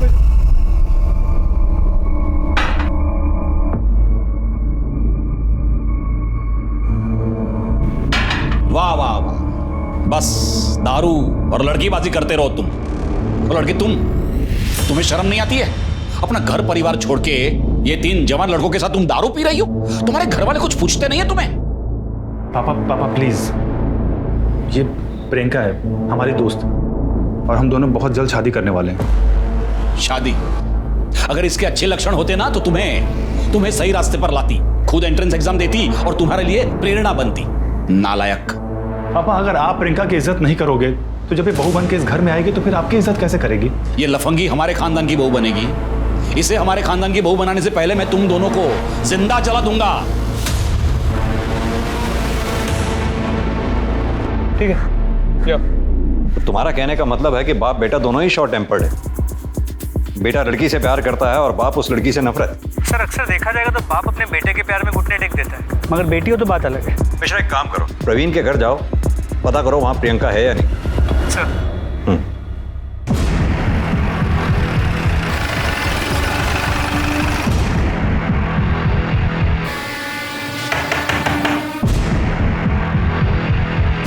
प्रवीण वर्मा? हाँ वो मेरा बेटा है। क्यों? कहाँ छुपा के रखा है उसे? सिंगर की तरह चलो। रुकिए सर, मेरी बात सुनिए सर, क्या हुआ क्या है? लेकिन उसने प्रियंका सिंह को किडनैप किया है। क्या बात कर रहे हैं सर? कल रात 10 बजे से वो खुद गायब है। गायब नहीं, फरार है, वो भी प्रियंका सिंह को साथ लेकर। फरार? सर तो उसने मुझे बताया होता ना। 18 घंटे से उससे बातचीत नहीं हुई है सर, उसका फोन भी बंद आ रहा है। तुम ऐसे नहीं मानो। सिंह, पुलिस स्टेशन लेके चलो। माजी रुकिए रुकिए, कहाँ जा रही हैं? मैं सुनील प्रसाद, माफ कीजिए मेरे आदमी ने आपको परेशान किया। मेरे बेटा और राज को। मैं सब बताता हूँ, बैठिए मेरे साथ, चलिए मेरे साथ बैठिए। सर आप लोग मुझे यहाँ क्यों लेके आए? मैं तो खुद अपने बेटे को लेके परेशान हूँ। कितने घंटे हो गए, उसका कुछ अता पता नहीं है। अता पता होगा भी तो भी थोड़ा ना बताएंगे आप। आखिर बेटे का सवाल जो ठहरा। वैसे एक बात बता दूं आपको, किसी अपराधी को संरक्षण देना भी एक तरह का अपराध ही है। क्या बोल रहे हैं सर आप? सबसे पहले तो आप मेरे बेटे की मिसिंग कंप्लेंट लिखिए। अच्छा, अब थाने में आके आपको अपने बेटे की मिसिंग कंप्लेंट लिखवानी याद आ गई। अब तक क्यों नहीं लिखवाई थी आप? आप ही लोग बोलते हैं ना कि 24 घंटा राह देखनी चाहिए। मैं 24 घंटे कंप्लीट होने की राह देख रहा था। एक सेकंड। हेलो, ठीक है मैं आता हूँ। सर एक मिनट। जंगल में जिन 2 लाशों के अवशेष मिले थे उनकी सेक्स डिटर्मिनेशन डेट। एक बॉडी मेल है, एक फीमेल। तो मतलब फीमेल प्रियंका सिंह और मेल प्रवीण वर्मा हो सकते हैं। दीपेंद्र जी, आज सुबह जंगल से हमें 2 जली हुई लाशों के अवशेष मिले हैं, जिसमें एक मेल है, एक फीमेल। हमें शक है कि वो प्रियंका और प्रवीण की ही बॉडीज। क्या बात कर रहे हैं सर आप? आप ये कहना चाहते हैं कि प्रियंका को और मेरे बेटे को मारकर किसी ने जला दिया? किसी ने नहीं, आपने। क्योंकि आपको प्रियंका पसंद नहीं थी। पसंद नहीं थी तो क्या हुआ सर? मैं उसे मार डालूंगा सर, मैं अपने बेटे को मार डालूंगा। क्या अनाप शनाप बक रहे हैं सर आप? अनाप शनाप नहीं, बात बड़ी सिंपल है। जब आपका बेटा प्रवीण प्रियंका को अगवा करके घर लेके आया, अपने बेटे के गायब होने का नाटक कर रहे हैं। कल रात कहाँ थे आप? घर पर था। आप जंगल में नहीं गए थे? नहीं, गया था, लेकिन किसी ने मुझे करीबन 3 बजे फोन करके वहां बुलाया था। हेलो दीपेंद्र वर्मा, तुम्हारी जान बसती है तुम्हारे बेटे प्रवीण वर्मा में, और उसकी जान बसती है प्रियंका सिंह में। सही कहा ना मैंने? कौन बोल रहा है? क्या चाहते क्या हो तुम? मेरी बात ध्यान से सुनो और चुपचाप सिकंदरा के जंगल में आ जाओ, वहीं सब पता चल जाएगा तुम्हें। हेलो हेलो,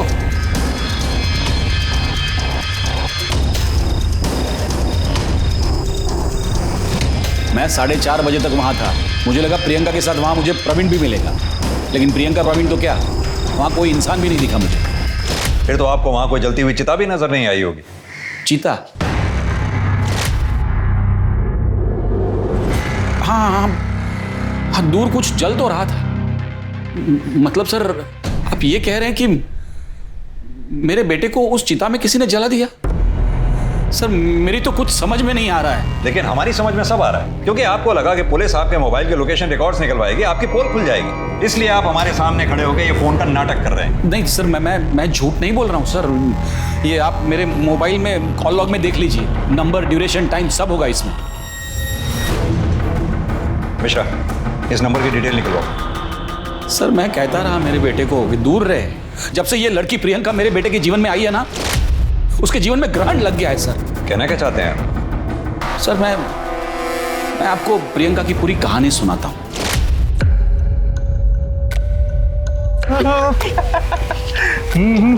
चला था ना, यही था उसमें। उसके बाद फिर क्या बोलता है वो कुछ बोलता है ना, क्या था उसका? तुम प्रवीण वर्मा हो? हाँ जी। स्टूडेंट यूनियन के प्रेसिडेंट हो? हाँ, कुछ काम था आपको? वो क्या है ना, मुझे बाहर कुछ सीनियर्स मिल गए थे और उन्होंने चैलेंज दिया था तुमको किस करने का। बाय। क्या कर रही थी? लाइव बन गई दोस्त। आपके कॉलेज में रैगिंग होती है प्रिंसिपल साहब, और रैगिंग में स्टूडेंट यूनियन के प्रेसिडेंट को किस करने को कहा जाता है। आप ही बताइए, ऐसे माहौल में मेरी बेटी सेफ कैसे रह सकती है? ये क्या हो रहा है? प्रवीण सच सच बताओ कि ये सच है। I am sorry sir. मैं मानता हूँ मेरी गलती है, लेकिन सर मैं इसके लिए अंकल से और प्रियंका से माफी मांग चुका हूँ। माफी मांगने से क्या होगा? मुझे एक्शन चाहिए सर। आप अभी कभी इस लड़के को 7 दिन के लिए सस्पेंड कर दीजिए, वरना मैं प्रेस में जाऊंगा सर। और आप जानते नहीं आगरा शहर में मेरी कितनी पहचान है। सिंह साहब आप शांत हो जाइए, मैं एक्शन लेता हूँ। प्रवीण, तुम्हें 3 दिन के लिए सस्पेंड किया जाता है। लेकिन सर मैं तो इसके लिए माफी मांग। बस, मुझे कुछ नहीं सुनना, जा सकते हो तुम।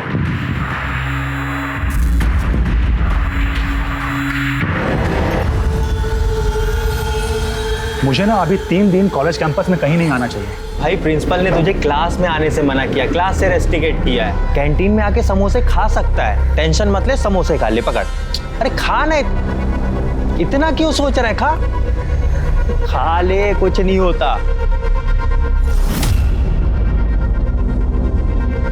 जो भी हो उसके लिए सॉरी। मुझे तुमसे एक बात कहनी थी। तुम्हें देखते ही मुझे तुमसे प्यार हो गया था। I love you. कहीं ये तुम्हारी फिर से कोई नई गेम तो नहीं है? मुझे पता था तुम्हें मुझ पर ट्रस्ट नहीं होगा, इसलिए मैंने तुम्हारे नाम का टैटू बनवाया। और इस तरह उस लड़की ने मेरे बेटे को फंसा लिया था सर। उसके पिताजी को जब इन दोनों के अफेयर के बारे में पता चला ना, उसके पिताजी ने उसकी मंगनी, उसकी सगाई किसी और के साथ कर दी। और इस बात से नाराज होकर आपके बेटे प्रवीण ने प्रियंका को अगवा कर लिया, आपके घर ले आया। आपने उन दोनों को गुस्से में आकर मार डाला, जला डाला। नहीं सर, ऐसा कुछ नहीं किया है सर। मैं तो हमेशा से कहता रहा मेरे बेटे को कि दूर रहे इस लड़की से, लेकिन वो था कि पागल हुआ जा रहा था उस लड़की के प्यार में। सर उस लड़की की सगाई हो गई थी, उसके बावजूद मेरे बेटे को मिलने मेरे घर आती थी।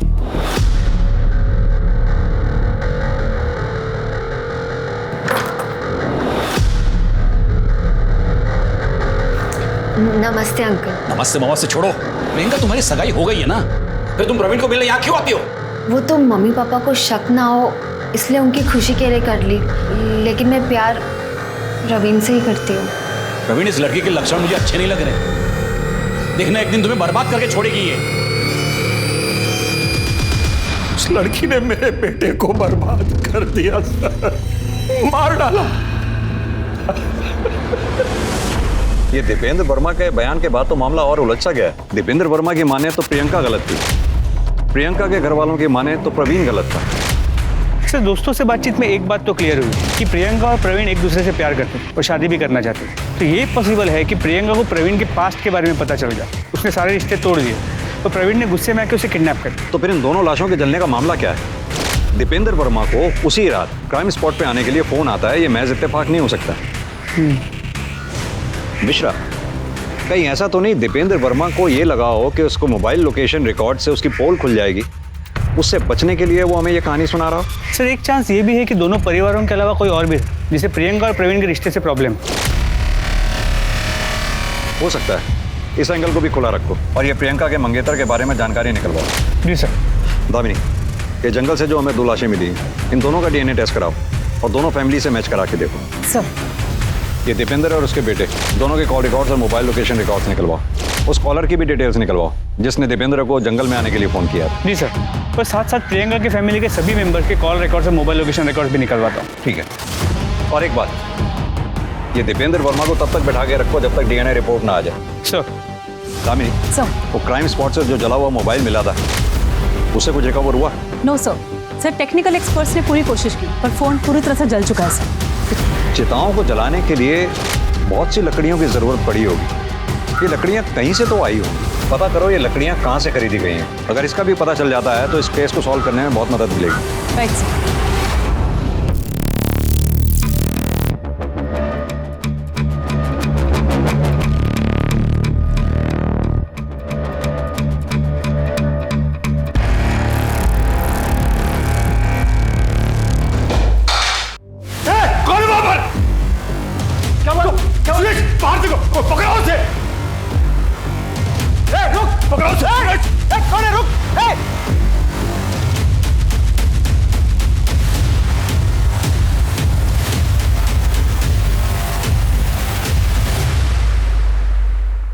एक चिता पर एक लड़की और एक लड़के के जले हुए स्केलेटन्स का मिलना और एक प्रेमी जोड़े का गायब हो जाना, क्या ये सिर्फ एक कोइंसिडेंस था या ये दोनों बातें आपस में कनेक्टेड थी? प्रियंका और प्रवीण दोनों के ही परिवार वाले एक दूसरे पर इल्जाम लगा रहे थे, लेकिन दोनों के ही बयान सस्पिशियस नजर आ रहे थे। एक तरफ पुलिस के सामने इन स्केलेटन्स को पहचानने की चुनौती थी और वहीं दूसरी तरफ प्रवीण और प्रियंका के रिश्ते की सच्चाई का पता लगाना था। इसके लिए पुलिस ने प्रवीण और प्रियंका के कॉलेज के प्रिंसिपल और उनके दोस्तों से पूछताछ की। इस कहानी में एक किरदार और था जिसकी पहचान अभी तक पुलिस के सामने नहीं आई थी, और वो था एक बाइक सवार जो इस केस की कार्यवाही पर नजर रख रहा था। लेकिन कौन था वो और उसका इस केस से क्या कनेक्शन था? मिश्रा, इस रिपोर्ट के मुताबिक तो फीमेल बॉडी का जो डीएनए टेस्ट हमने करवाया था उसका डीएनए प्रियंका की फैमिली से मैच करता है।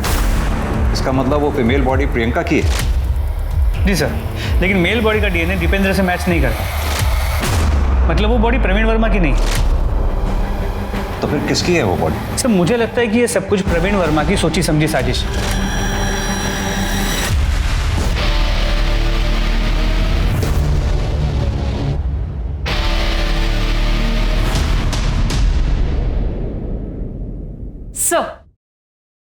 सर ये प्रियंका और प्रियंका की फैमिली की कॉल रिकॉर्ड्स आ गई हैं। और सर ये प्रवीण के पिताजी दीपेंद्र की। कुछ सस्पिशियस मिला इन दोनों में? सर बाकी के कॉल रिकॉर्ड्स तो क्लीन है सबके। सर और प्रियंका की आखिरी बातचीत 19 तारीख को रात 10 बजे प्रवीण से हुई थी। सर उसके बाद से दोनों के फोन स्विच ऑफ है। दामिनी, पता करो जब प्रियंका की आखिरी बार बात प्रवीण से हुई तो उन दोनों के फोन की आखिरी लोकेशन क्या थी? सर दोनों की मोबाइल की लोकेशन उनके अपने अपने घर की थी। यानी कि प्रवीण जब प्रियंका को अगवा करने के लिए गया तो हो सकता है वो अपना फोन स्विच ऑफ करके अपने घर पे ही छोड़ गया हो। सर एक और बात, सर प्रियंका के कॉल रिकॉर्ड्स में एक नंबर मैंने हाईलाइट किया है।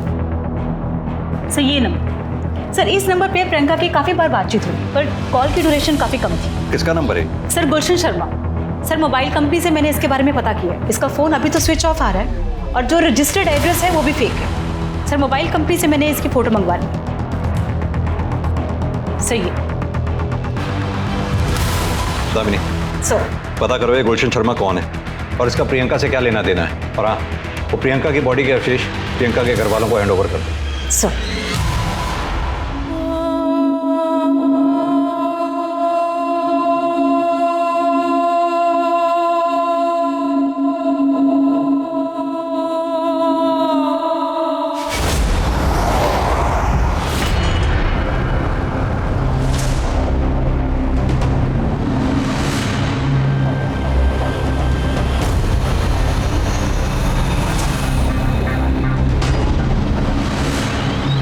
क्या है? कब से देख रहा हूँ पीछा कर रहा है। क्या कर रहा तू?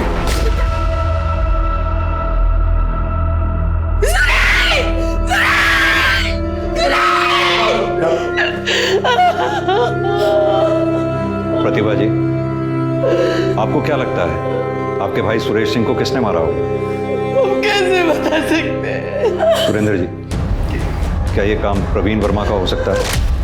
हो सकता है सर, कुछ भी हो सकता है। वो लफंगा कुछ भी कर सकता है सर। इससे पहले कि वो हम दोनों को भी मार, आप उसे पकड़ लो सर, उसे पकड़ लो प्लीज।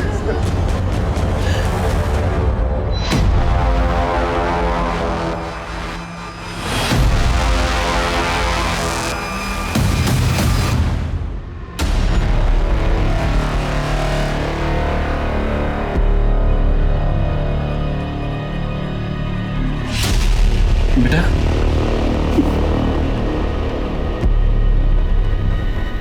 कहाँ चला गया था तू? इन लोगों को बता दे, तूने किसी को किडनैप नहीं किया है, तूने किसी का खून नहीं किया, बता दे इन लोगों को। सर पापा सच कह रहे हैं, मैंने किसी का खून नहीं किया, किसी का किडनैप नहीं किया है सर। अगर तूने कुछ नहीं किया तो फिर तू फरार क्यों था? सर मैं फरार नहीं था, मैंने तो प्रियंका से जो वादा किया था बस वही निभा रहा था। प्रवीण, मैं हमारी शादी की बात घर वालों को बताने जा रही हूँ। और अगर वो लोग गुस्सा हो गए तो? ऑफ कोर्स तुम्हें हार्म करेंगे। तुम एक काम करो, तुम कुछ दिनों के लिए ना कहीं छुप जाओ और जब मैं बोलूंगी तब घर आ जाना, लेकिन जब तक मैं ना बोलूं कहीं मत निकलना। ओके। शादी? कैसी शादी? सर मैंने और प्रियंका ने मंदिर में शादी कर ली थी। ये रही फोटो, हमने कोर्ट मैरिज से डेट भी ले लिया था और उसकी रिसीट भी है यहाँ पे, ये देखिए। ये फोटो और रसीद नकली भी तो हो सकते हैं। एक बात बता, प्रियंका के घर वाले प्रियंका की किडनैपिंग के बारे में झूठी खबर क्यों फैलाएंगे? सर एक पॉसिबिलिटी ये है कि ये किडनैपिंग किसी और ने की होगी, क्योंकि प्रियंका के घर वालों ने कहा था कि उसने मंकी कैप पहना। चल एक बार को मान भी लिया जाए, तूने प्रियंका की किडनैपिंग और मर्डर नहीं किया। तुझे क्या लगता है ये किसका काम हो सकता है? सर गोल्डी का। कौन गोल्डी? गुलशन शर्मा उर्फ गोल्डी।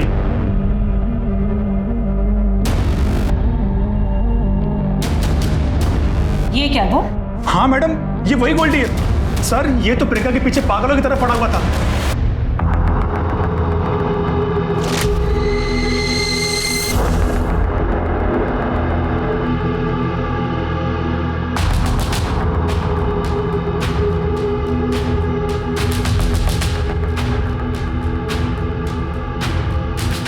आप हसीन है, ब्यूटी क्वीन है, मैं आपका आसमान, आप मेरी जमीन है।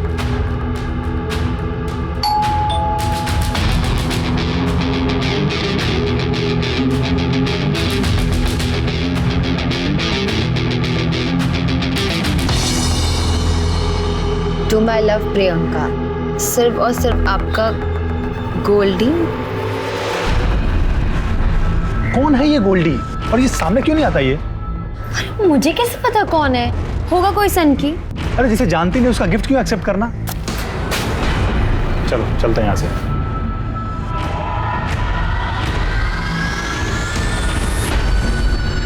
और उस दिन के बाद ये एक बार मेरे सामने भी आया था। ए चल चाबी दे। अरे कनटा, प्रियंका को छोड़ दे, उसकी शादी मुझसे होगी, वो मेरी है, समझा? अच्छा तो तू है वो सन की गोल्डी गुलाब वाला? हाँ देख बेटा, तू कांटा बनते ही रहेगा। मेरी और प्रियंका की शादी हो चुकी है मंदिर में। एक बार अगर मैं फिर से पुराना प्रवीण बना ना तो फिर तेरी तो सच्चाई का पता चलने दे। प्रियंका मेरी नहीं तो किसी की नहीं हो सकती। चल अगर एक बार को तेरी बात को माने कि प्रियंका का मर्डर और किडनैपिंग गोल्डी ने किया, तो फिर प्रियंका के मामा सुरेश सिंह को किसने मारा? सर मैं तो मुरादाबाद में था और ये घटना आगरा में हुई। मैं कैसे करूंगा? सर कुछ होना हो, ये काम भी गोल्डी का ही है। ठीक है, जब तक गोल्डी हमें मिल नहीं जाता तू भी अपने पिताजी की तरह हमारी हिरासत में ही रहेगा। सिंह ले जाओ। सर लेकिन सर हमें मिश्रा, इस गुलशन शर्मा और गोल्डी का हमारे लिए मिलना बेहद जरूरी है। अपने खबरी नेटवर्क में इसकी फोटोग्राफ जल्द से जल्द शेयर करो। सर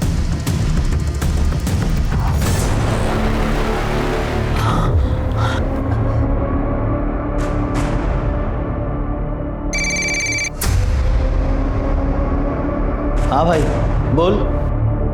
अरे थोड़ा टाइम जाएगा ना। ठीक है, हाँ तू रेडी रख, मैं आ रहा हूँ।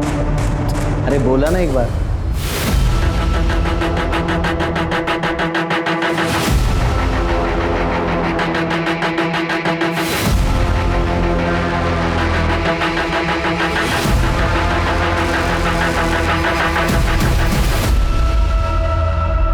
आराम से आराम से। अब बताइए बात क्या है?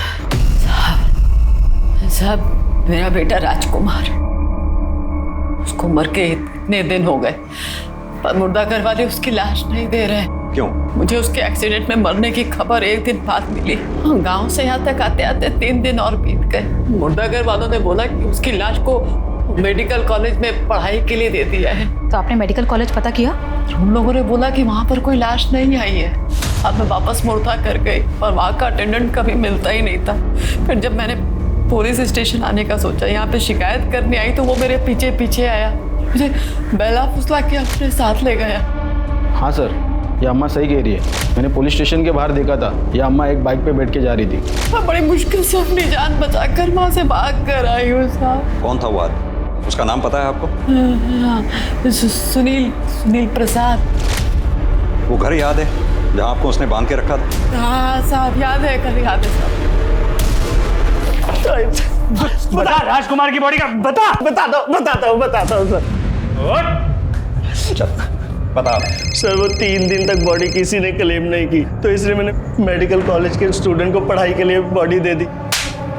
हमने मॉर्ग का रजिस्टर भी चेक किया, किसी भी रजिस्टर में ऐसी कोई भी एंट्री नहीं। अब सीधी तरह से ये बताओ, उस बॉडी के साथ तूने किया क्या और चमेली देवी को बांध कर क्यों रखा? बोल। सर, चमेली देवी को मैंने इसलिए बांध के रखा था, अगर वो आप तक पहुंच जाती तो मेरा भांडा फूट जाता साहब। उसे भूखा प्यासा रखने का कारण था कि अगर वो भूख से मर जाएगी तो मैं बच जाऊंगा साहब। ऐसी नौबत ही क्यों आई कि तुझे चमेली देवी को मारने का सोचना पड़ा? और ये बता, उसके बेटे राजकुमार की बॉडी के साथ तूने किया क्या? बता दो सर, वो बॉडी मैंने 5000 में बेच दी सर। किसे बेची? सर वो हमारे वर्कर यूनियन में कार्य करता है। नाम बताओ उसका।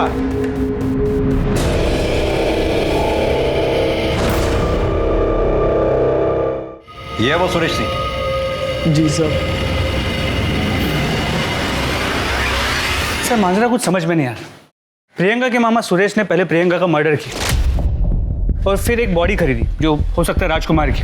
दोनों बॉडीज को साथ में जलाया और अपनी बहन और जीजा के साथ यहाँ आकर प्रियंका की किडनैपिंग की केस लिखवाया। और ये सब कुछ हो जाने के बाद सुरेश का ही मर्डर हो जाता है। मिश्रा, मामला काफी पेचीदा होता जा रहा है, ठंडे दिमाग से सोचना होगा। ये मेल बॉडी के जो अवशेष मिले हमें, उनका डीएनए चमेली देवी के डीएनए से मैच करके देखो। अगर मैच होता है तो चमेली देवी को हैंड ओवर कर दो। सर गुलशन शर्मा और गोल्डी का पता चल गया है। वो किसी अपने रिश्तेदार के घर पे छिपा बैठा है। ले आओ उसे। सर गुलशन शर्मा उर्फ गोल्डी, प्रियंका ने तेरे प्यार को ठुकराकर प्रवीण से प्यार किया। ये बात तुझे गवारा नहीं हुई, इसलिए तूने प्रियंका को मार दिया। मैंने प्रियंका को नहीं मारा साहब, उसमें तो मेरे प्राण बसते थे। सुरेश सिंह को मैंने जरूर मारा है साहब, मैं छाती ठोक के बोलता हूं। क्यों मारा सुरेश सिंह को? हमेशा की तरह 19 फरवरी की रात को मैं प्रियंका की खिड़की के बाहर गया था, उसे एक नजर देखने के लिए।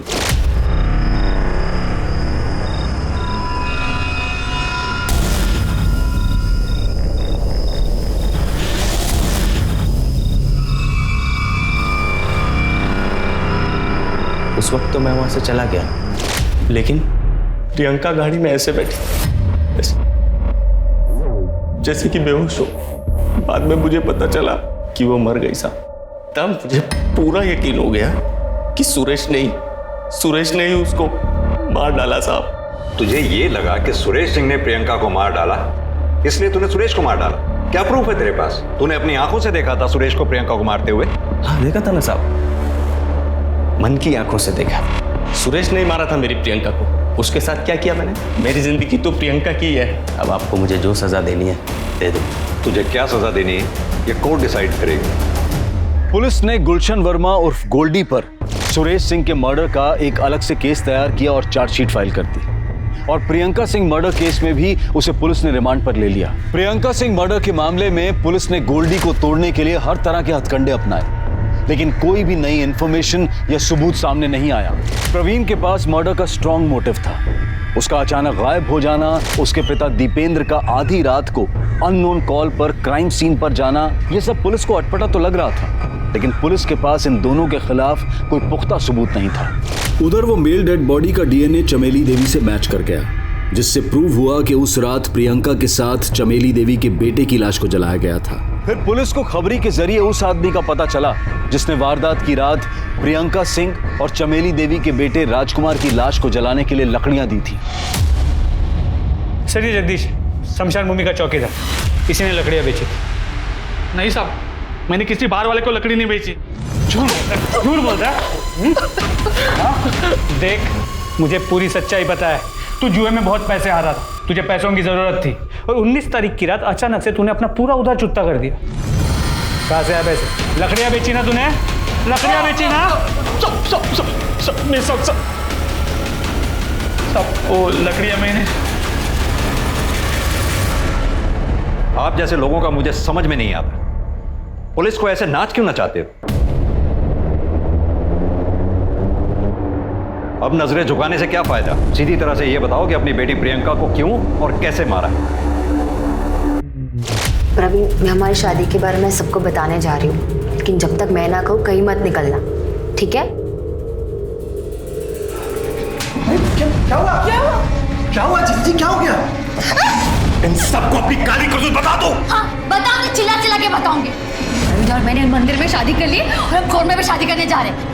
आपको जो करना है करो, आप हमारे कुछ नहीं बिगाड़ सकते। तुम हमारा मान सम्मान सब कुछ बिगाड़ दो, हम तुम्हारा कुछ नहीं बिगाड़ सकते। फिर आप लोग पुलिस स्टेशन आए अपनी बेटी प्रियंका के गुमशुदगी की झूठी कंप्लेंट लिखवाने। प्रियंका पर मुझे गर्व था।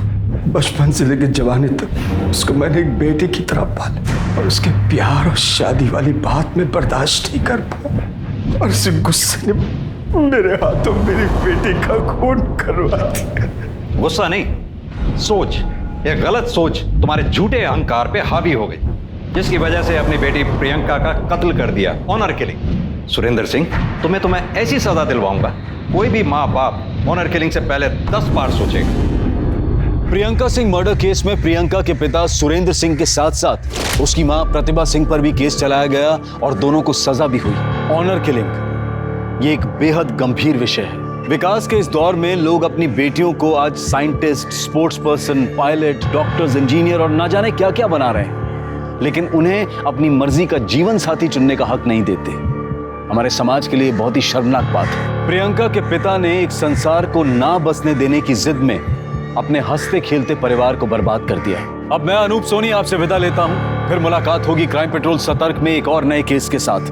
तब तक अपना और अपने परिवार का ख्याल रखें, सतर्क रहें, सुरक्षित रहें और देखते रहें क्राइम पेट्रोल सतर्क। जय। इस तरह के और भी एपिसोड देखने के लिए हमारे चैनल को सब्सक्राइब करें और बेल आइकन दबाना ना भूलें।